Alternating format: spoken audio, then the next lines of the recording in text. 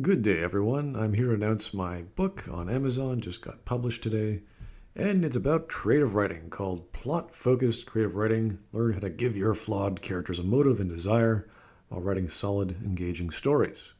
So, this has been in the works for some time now. It's kind of based off all the stuff I've read from some of you guys who have sent over your scripts and ideas and sometimes just a premise and all the little problems and good things I liked about them and some of the patterns I've found and some of the lessons I gave to people and some of the things I learned along the way.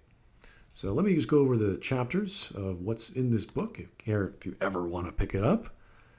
In chapter 1, I talk about the 6 rules of good stories, and these are pretty much ironclad unless you know how to break them, but pretty important whenever you go anywhere near a pad of paper. Chapter 2 is the premise. This is pretty much the sales pitch or the creative vision of the story you want to tell. And whenever you have a problem or you don't know what to do next, you always go back to that original inspiration and say, oh yeah, that's what I'm writing about, of course.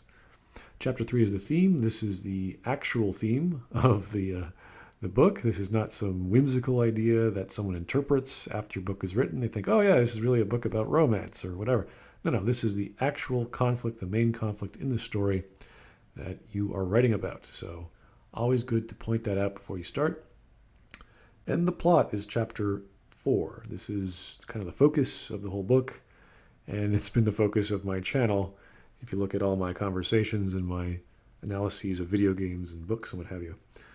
Chapter 5 is character, upon which the plot comes from. Chapter 6 is writing matrices. This is where I actually set up some ideas like symbolism and motifs and how you can construct things together with your characters.